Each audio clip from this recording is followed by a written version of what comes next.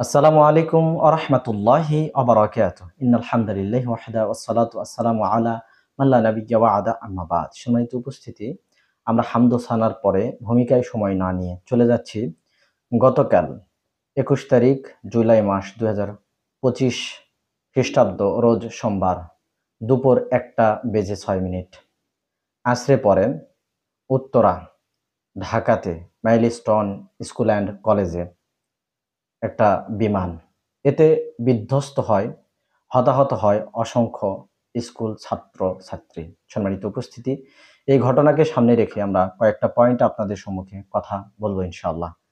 ১ number, মৃত্যু অবশ্যম্ভাবী। মৃত্যু কখন আসবে আমরা কেউই বলতে পারি না। আল্লাহ বলেছেন, কুল্লু নাফসিন যায়িকাতুল মাউত। প্রত্যেকটা প্রাণীকে মৃত্যুর স্বাদ আস্বাদন করতে হবে। সুম্মা ইলাইনা তুরজাউন। এরপরে আমাদেরকে ফিরে যেতে হবে আল্লাহ তাআলার দিকেই। সম্মানিত উপস্থিতি, কোরআনুল কারিমে এমন একেবারে হুবহু ৩টা জায়গাতে আল্লাহ তাআলা বলেছেন যে যার জীবন আছে তাকে মৃত্যুর স্বাদ আস্বাদন করতে হবে। আর অন্য জায়গায় আল্লাহ তাআলা বলেছেন, ইযা জা আজালুহুম লা ইস্তাখিরুনা সাআতাও ওয়া লা ইস্তাকদিমুন। যদি মৃত্যু এসে একবার বাগড়া দেয়, মৃত্যুকে ১ সেকেন্ড আগানোও যায় না, পিছানোও যায় না। অন্য জায়গায় আল্লাহ তাআলা বলছেন, আইনামা তাকুনু ইদরিককুমুল মাউতু ওয়ালাউ কুনতুম ফি বুরুজিম মুশাইয়াদা।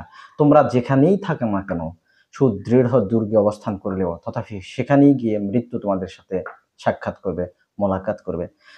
দেখুন, এই শিক্ষার্থীরা সকাল করেছে, এরপরে স্কুলে প্রতিষ্ঠানের রুমের মধ্যে আছে। তারা চিন্তাই করেনি এভাবে তারা শাহাদাত বরণ করবে। সম্মানিত উপস্থিতি, এরপর আসুন ২ নম্বরে, আগুনে পোড়া ব্যক্তি। এ ব্যাপারে আল্লাহ রাসূল সাল্লাল্লাহু আলাইহি ওয়াসাল্লাম বলেছেন, ঈমান থাকলে, ঈমানদার হলে তারা শহীদ হয়ে যাবে। সুবহানাল্লাহ। তাই যে ভাই বোনেরা ইন্তেকাল করেছেন, আল্লাহ তাআলা তাদেরকে শহীদ হিসেবে কবুল করে নিক, এই দোয়া আমরা করছি। এরপরে ৩ নম্বর বিষয়, সবর ধৈর্য ধারণ করলে বাইতুল হামদ নামক গৃহ প্রাপ্তি। সম্মানিত উপস্থিতি, যে বাচ্চারা শাহাদাত বরণ করেছেন তাদের মাতা-পিতারা যদি ধৈর্য ধারণ করতে পারেন এবং বলতে পারেন আলহামদুলিল্লাহ, ফেরেশতারা আসমানে চলে যাচ্ছে। আল্লাহ তাআলার নিকটবর্তী হলে আল্লাহ বলছেন যে তোমরা আমার বান্দার প্রিয় বস্তুটা নিয়ে এসেছো। এরপরে ফেরেশতারা বলছেন জি হ্যাঁ। আল্লাহ বলছেন যে আমার বান্দারা এই মুহূর্তে কি অবস্থায় আছে? তখন ফেরেশতারা বলেন, আপনার বান্দারা আপনার প্রশংসা করেছেন, আলহামদুলিল্লাহ পড়েছেন। তখন আল্লাহ তাআলা বলেন, আমার ওই বান্দার জন্য তোমরা জান্নাতে একটি ঘর নির্মাণ করো, যার নাম দাও বাইতুল হামদ। সুবহানাল্লাহ। তাই আমরা বলছি, যে সকল ভাই বোনদের সন্তানেরা শাহাদাত বরণ করেছেন তারা সবর ধৈর্য ধারণ করুন। এরপর আসুন ৪ নম্বরে, সকাল সন্ধ্যায় পঠিতব্য দোয়া। একটা দোয়া রয়েছে আল্লাহ রাসূল সাল্লাল্লাহু আলাইহি ওয়াসাল্লাম যা শিক্ষা দিয়েছেন। প্রতিদিন সকালবেলা ফজরের পর এবং মাগরিবের পরে যদি আমরা ৩ বার করে পড়ি, আল্লাহ রাসূল সাল্লাল্লাহু আলাইহি ওয়াসাল্লাম বলেছেন, তাহলে অকস্মাৎ কোনো বিপদ আমাদেরকে পেয়ে বসবে না। কি সে দোয়া? আমরা মুখস্থ করব। বিসমিল্লাহিল্লাযী লা ইয়াদুররু মা ইসমিহি শাইউন ফিল আরদি ওয়ালা ফিস সামাই ওয়া হুয়াস সামিউল আলিম। এই দোয়াটা প্রত্যেকেই যদি আমরা পড়ি তাহলে অকস্মাৎ কোনো বিপদ আমাদেরকে পেয়ে বসবে না। এরপর আসুন ৫ নাম্বার, রাজনীতি। লাশ নিয়েও হচ্ছে রাজনীতি, যেটা আমরা সোশ্যাল মিডিয়াতে দেখতে পাচ্ছি। আর মিডিয়া এরা খবর কাভারেজ করে, অনেক সময় এই লাশের সংখ্যাগুলো কমিয়ে দেয়। মাইলস্টোন স্কুল অ্যান্ড কলেজ, এই প্রতিষ্ঠানে সব ধনীর দুলালেরা পড়ে। আপনি কিভাবে বলবেন ২০ জন বাচ্চা হতাহত হয়েছে, অথচ তারা তো, তাদের কাছে হিসাব রয়েছে। সম্মানিত উপস্থিতি, এখানেই রাজনৈতিক নেতৃবৃন্দ গিয়ে ভিড় জমাচ্ছে, চেহারা দেখাচ্ছে, না গেলে পরে সমালোচনার শিকার হতে পারে। এজন্য এটা কাম্য নয়। এরপর আসুন ৬ নাম্বার, শোক দিবসে লাভ কি?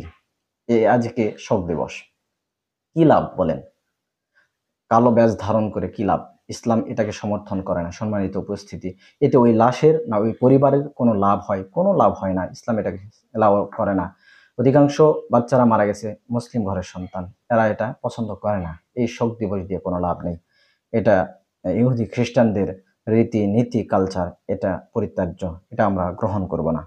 এরপর আসুন ৭ নাম্বার, দুনিয়ার আগুন সহ্য হচ্ছে না, তাহলে আখিরাতের আগুন কিভাবে সহ্য হবে? দেখুন, আজকে দুনিয়ার আগুনে আমার আপনার সন্তান ভস্মীভূত হয়ে মারা গেছে। আমি বলছি না এটা কষ্টের বিষয় নয়, অবশ্যই কষ্টের বিষয়। কিন্তু আমার আপনার সন্তান সালাত না আদায় করে জাহান্নামে মুখী হচ্ছে। জাহান্নামের আগুনের ব্যাপারে আল্লাহ তাআলা বলেছেন, নারুল্লাহিল মুকাদা, এটা আল্লাহর প্রজ্বলিত আগুন। আল্লাতী তাত্তালিউ আলাল আফইদা, এই আগুন মানুষের কলিজা পর্যন্ত ধরে যাবে। সম্মানিত উপস্থিতি, কি ভয়ঙ্কর সেই জাহান্নামের আগুন। ওই জাহান্নামের আগুন থেকে বাঁচানোর জন্য আমি আপনি আপনার সন্তানদেরকে চেষ্টা করি। এরপর আসুন ৮ নাম্বার বিষয়, সহিহ পদ্ধতিতে দোয়া বা করণীয়। আমরা এই সন্তানদের পক্ষে মহান আল্লাহ তাআলার নিকটে সহিহ পদ্ধতিতে দোয়া করব, সালাতে দোয়া করতে পারবো। সবাই সম্মিলিতভাবে একজন বলবে আর সবাই আমিন বলবে, এই পদ্ধতিতে দোয়া করা যায়। কিন্তু সম্মিলিত মিলাদ পড়ে হাত তুলে আমিন আমিন বলবে আর একজন ইমামের নেতৃত্বে দোয়া মোনাজাত, যেটা সম্মিলিত মোনাজাত, এটা বিদআতি প্রথা, এটা পরিত্যাজ্য। এখান থেকে আমাদেরকে বেঁচে থাকতে হবে। ৯ নাম্বার বিষয়, বিপদ আপদ পরীক্ষা ও আমাদের দুহাতের কামাই। সম্মানিত উপস্থিতি, যে বিপদ আমাদের দেশে এসেছে এটা আমাদের জন্য পরীক্ষা, আর আমাদের 2 হাতের কামাইও বটে। সম্মানিত উপস্থিতি, আল্লাহ তাআলা বলেছেন, জাহারাল ফাসাদু ফিল বাররি ওয়াল বাহর বিমা কাসাবাত আইদিন নাস। জলে স্থলে যখনই বিপর্যয় নেমে আসে, এটা 2 হাতের কামাই আমাদের। তাই আসুন আমরা সতর্ক ও সাবধান হই। বিপদ এর আগে এমনটা হয়নি, আসেনি, এখন এসেছে, আসতেই পারে। তাই ধৈর্য ধারণ করি। আল্লাহ তাআলা এর উত্তম যাজা আমাদেরকে দান করবেন ইনশাআল্লাহ। আর সর্বোপরি যারা মারা গেছে তাদের আল্লাহ তাআলা জান্নাতি হিসেবে, শহীদ হিসেবে কবুল করুক, আর তাদের শোক সন্তপ্ত পরিবারকে ধৈর্য ধারণে তৌফিক দান করুক। এই দোয়া ও দাবি রেখে আমি আজকের আলোচনা এখানেই সমাপ্তি টানছি। আসসালামু আলাইকুম ওয়া রাহমাতুল্লাহি ওয়া বারাকাতুহু।